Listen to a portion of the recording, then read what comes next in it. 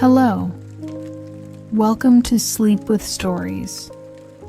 Tonight, I'm going to guide you until you drift off into a deep and peaceful sleep as I tell you a story.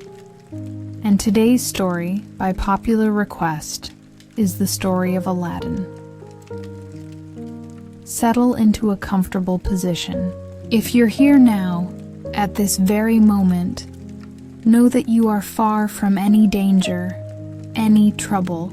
You are comfortable, safe, and ready to relax, to rest, and to drift off to sleep. And if you feel your eyelids growing heavy, so heavy, until you just can't keep them open any longer, and you close your eyes. Now, just focus on my voice and the story. Let's begin. Aladdin was the son of a poor tailor who lived in a city in China. When his father died, Aladdin was still very young, and his mother had to work day jobs and sew day and night to support him.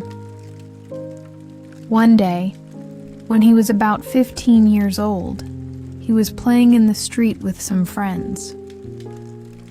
A strange man who was passing by stopped to look at him. He was an African magician who needed the help of a young man, and he quickly realized that Aladdin was exactly who he was looking for. First, the magician asked the people nearby who the boy was. Then he approached Aladdin and asked, "My boy, aren't you the son of Changrim, the tailor?" "Yes, sir, but my father died a long time ago," the boy replied. Hearing these words, the magician, his eyes filled with tears, embraced Aladdin and said, "You are my nephew, for your father was my brother. I recognized you at first sight because you look so much like him."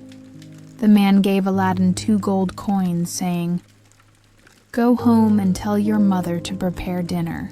Tonight, I will dine with you." Delighted with the money and with this newfound uncle, Aladdin ran home. "Mother, do I have an uncle?" he asked. "Not that I know of, my son. Your father had no brothers, and neither do I," the woman replied. "I just met a man who told me he's Papa's brother. He gave me this money and told me to tell you he'd be dining here tonight." The woman was very surprised and quite puzzled. She took the coins, went out to do the shopping, and spent the entire day preparing dinner. Just when everything was ready, the magician knocked on the door. He entered, bringing bundles of fruit, sweets, and perfumes as gifts for the woman. He greeted Aladdin's mother, and with tears in his eyes, asked her to show him where his brother used to sit. During dinner, he began to narrate and describe his travels. "My good sister-in-law, since I disappeared for so long, I'm not surprised you've never seen me. I was away from this country for 40 years. I've traveled to many places. I'm truly sad to hear of my brother's death, but it's a comfort to know he left such a charming son." Turning to Aladdin, he asked, "What do you do, my boy? Do you work in trade?" Aladdin lowered his head, ashamed, with nothing to say, as he spent all day idling in the streets and didn't go to school. His mother then explained, "Unfortunately, he does nothing. He wastes his days playing in the street. Studying, which would be good for him, is out of the question." "That's not good, my nephew," said the magician. You need to think about a way to earn a living and consider your future. I'd like to help you. If you wish, I'll buy you a shop." Aladdin was overjoyed with the idea. "Well then," the man decided, "tomorrow we'll go out and buy elegant clothes. Then we'll think about the shop." The next day, he returned as promised, and took Aladdin to a shop that sold beautiful clothes. The boy chose the ones he liked best, and then they took a walk around the city. In the evening, they went to a feast. When Aladdin's mother saw him looking so elegant and heard him recount all they had done, she was very pleased. "Kind brother-in-law," she said to the magician, "I don't know how to thank you for such kindness. Aladdin is a fine boy. He well deserves everything done for him. One day, we will be proud of him. Tomorrow, I'll come get him for a walk in the countryside. The day after tomorrow, then, we'll set up a toy shop." The next day, Aladdin woke up very early, washed his face, had breakfast, brushed his teeth, and said goodbye to his mother with a kiss. He went to meet his uncle. They walked for a very, very long time, until they reached a clear water spring. The magician opened a bundle of fruits and cakes. When they finished eating, they continued walking a bit further until they reached a narrow valley surrounded by mountains. This was the place the man had hoped to find. He had brought Aladdin there for a secret reason. "We will go no further," he informed the boy. "I will show you things never before seen by anyone. While I strike a match, gather all the twigs you can find to light a fire." In an instant, Aladdin gathered a pile of dry twigs, which the magician set on fire. When the flames grew, he threw in some incense and uttered some magic words that Aladdin didn't quite understand. Immediately, the earth opened at their feet, and a large stone appeared, with an iron ring on its top. Aladdin was so frightened he would have run away if the magician hadn't stopped him. "If you obey me, you will not regret it. Beneath this stone lies a treasure that will make you richer than all the kings of the world. You must, however, do exactly as I say to obtain it." Aladdin's fear vanished, and he declared to his uncle, "What must I do? I am ready." "Hold the ring and lift the stone," the man said. Aladdin lifted the stone and set it aside. Beneath the stone, a subterranean staircase appeared, leading to a door. "Go down these steps and open that door," the magician ordered. "You will enter a palace with 3 enormous halls. In each of them, you will see 4 vases filled with gold and diamonds. Do not touch any of them. Pass through the 3 halls without stopping, but be careful not to lean against the walls. If you do, you will die instantly.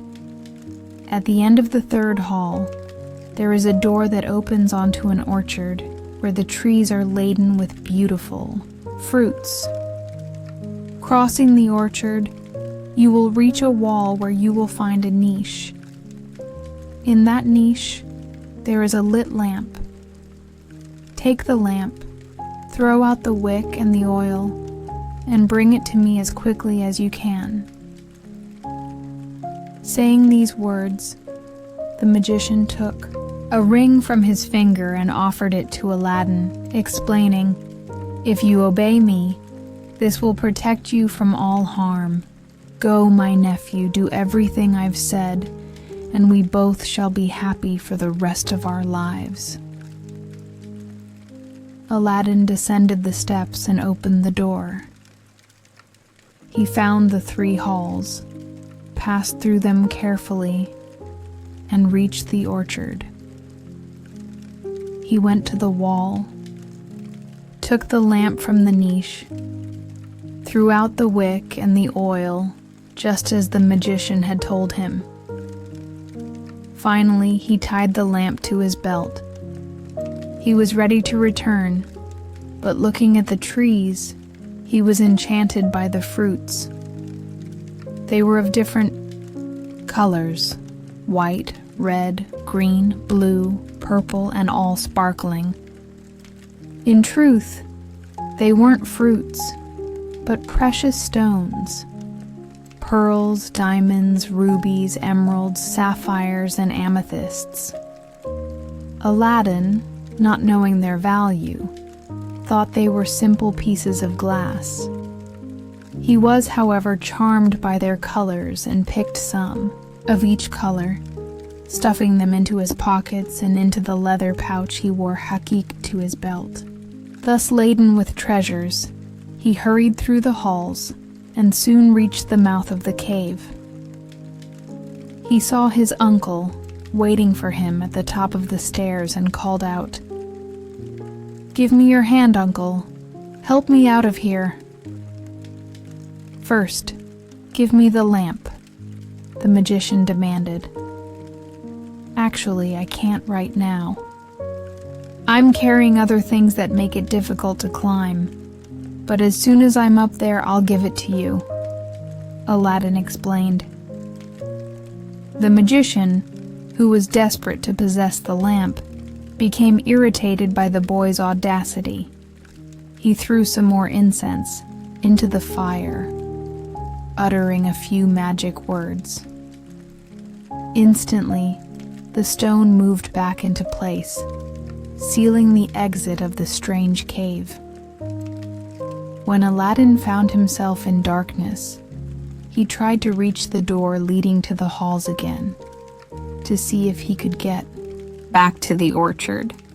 The door, however, was shut. For 3 days, Aladdin remained in the darkness, without food or drink. Finally, he clasped his hands in prayer. As he did so, he rubbed the ring the magician had placed on his finger.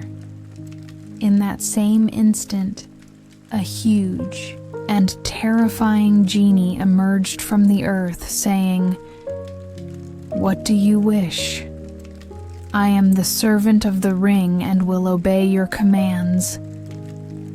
Aladdin replied, "Get me out of here." At once the earth opened, and he found himself outside. Very dazed, he walked home and, upon arriving, fainted by the door. When he came to, he told his mother what had happened to him.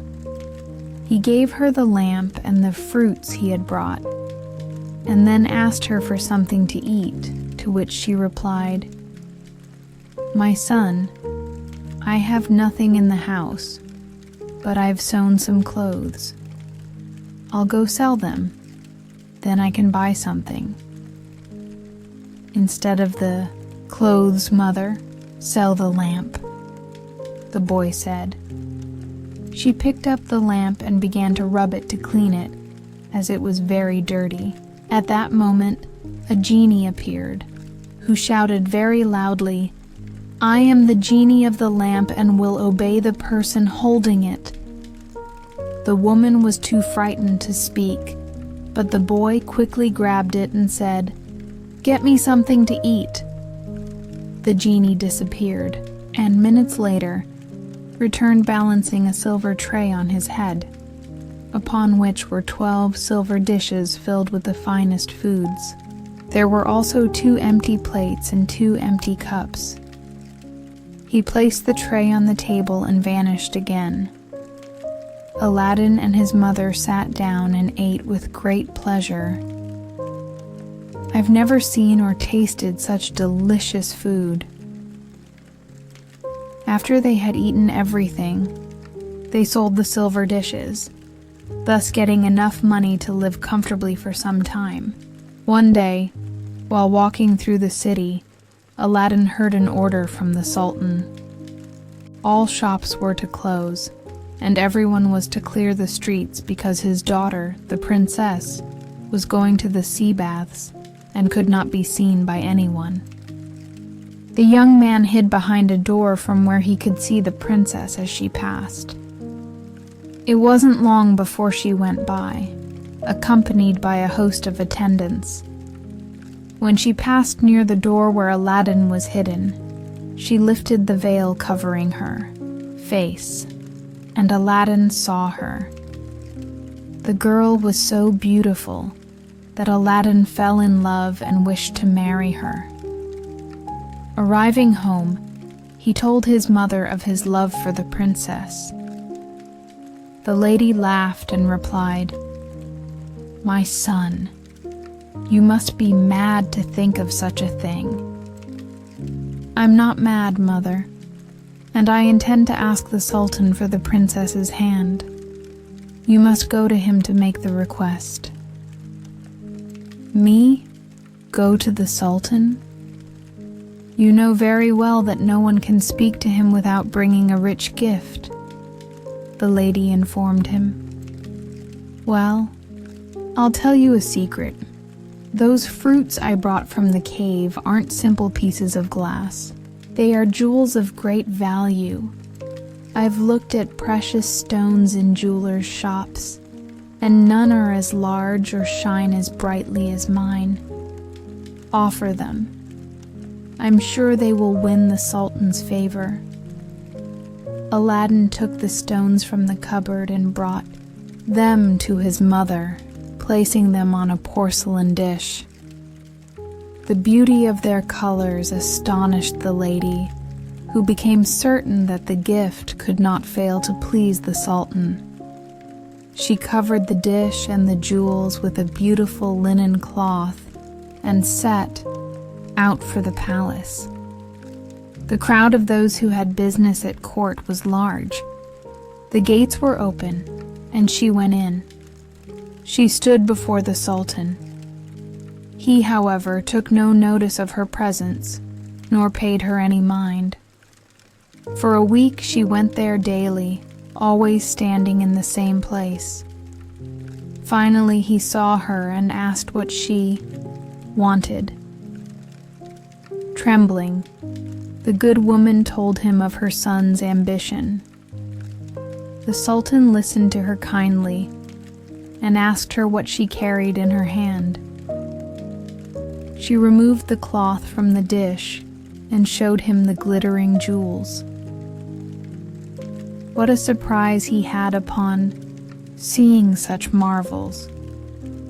For a long time, he contemplated them without saying a word. Then he exclaimed, "What richness! What beauty!" He had already decided that his daughter would marry one of his officers. But he said to Aladdin's mother, "Tell your son he shall marry the princess if he sends me 40 amphorae filled with jewels like these.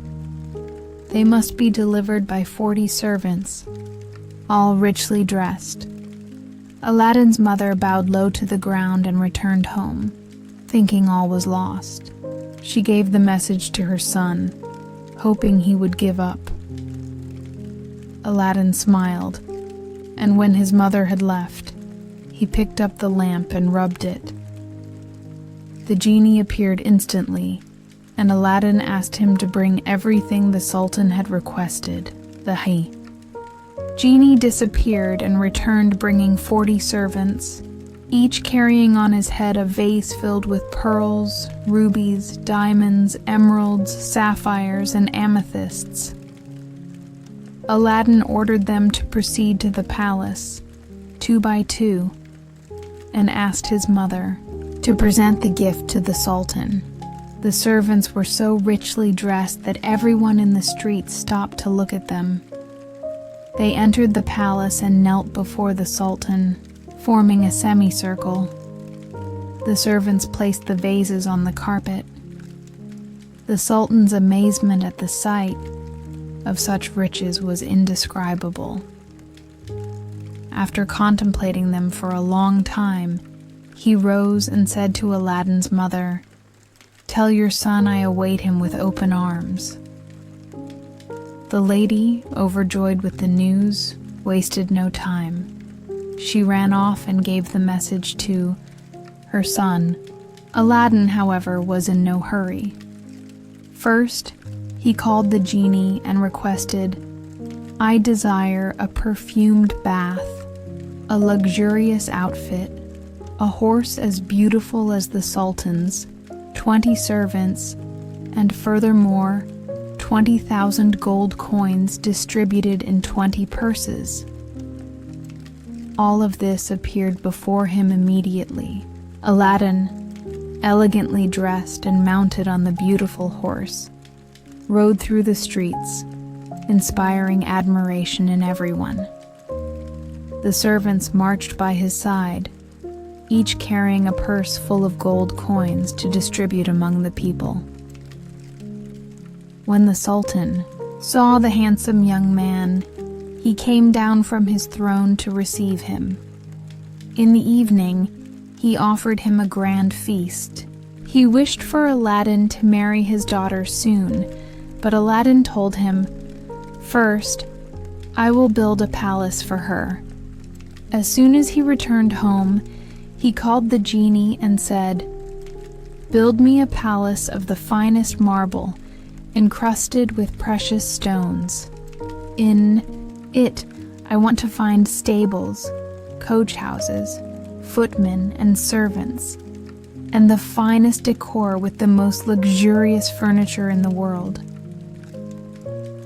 Aladdin's wedding to the princess took place amidst great splendor. The young man had already won the hearts of the people with his generosity.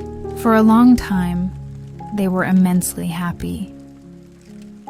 Around this time, the magician who was in Africa discovered that Aladdin was very rich and beloved by all. Filled with rage, he went after Aladdin. Arriving there, he heard someone speak of the marvelous palace that had been built by the genie of the lamp, and decided then to obtain the lamp no matter the cost. The merchants told him that Aladdin had gone hunting and would be away for a few days. He bought a dozen copper lamps, identical to the wonderful lamp, and went to the palace, shouting, "New lamps for old! New lamps for old!" When he reached the princess's window, the servants called out to him, saying, "Come here, we have an ugly old lamp we want to trade." It was the wonderful lamp, which Aladdin had left on top of a piece of furniture. The princess did not know its value, so she asked a servant to exchange it for a new one. The magician, very pleased, gave her the best lamp he had and ran off into the forest. When night fell, he summoned the genie of the lamp and ordered that the palace, the princess, and he himself be carried to Africa. The Sultan's grief was terrible when he discovered that his daughter and the palace had disappeared. He sent soldiers to find Aladdin, who was brought before him. "I will give you your freedom for 40 days and 40 nights," the Sultan informed him. "If, during this time, my daughter does not reappear, I will throw you in the dungeon."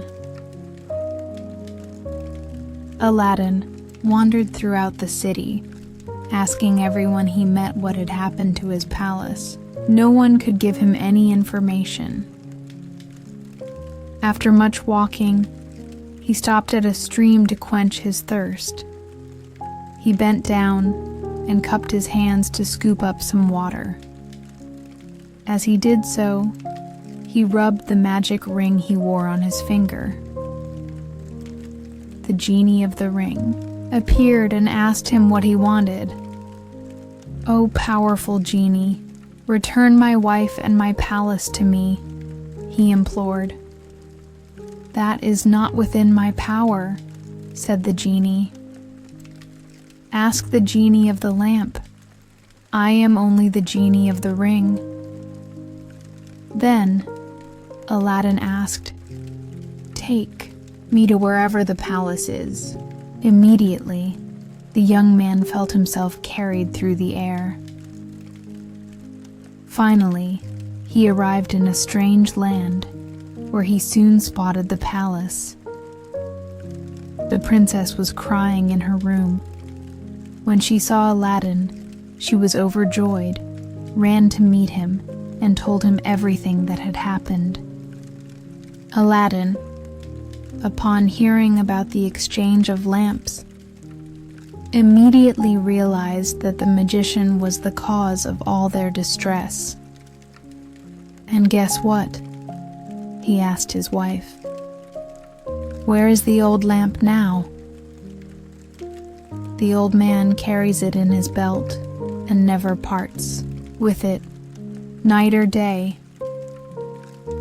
After much discussion, they made a plan to get the lamp back. Aladdin went into the city and bought a powder that would make a person sleep soundly. The princess invited the magician to dine with her. While they were eating the first courses, she asked a servant to bring him 2 glasses of wine that she had prepared. The magician, delighted by such kindness, drank his, into which she had poured a certain amount of the powder. His thoughts became muddled, and he eventually fell asleep. Aladdin, who was hidden behind a curtain, came out quickly and took the lamp from the old magician's belt.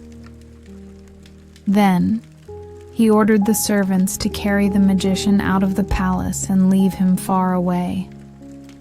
Next, he rubbed the lamp, and when the genie appeared, he asked him to take the palace back.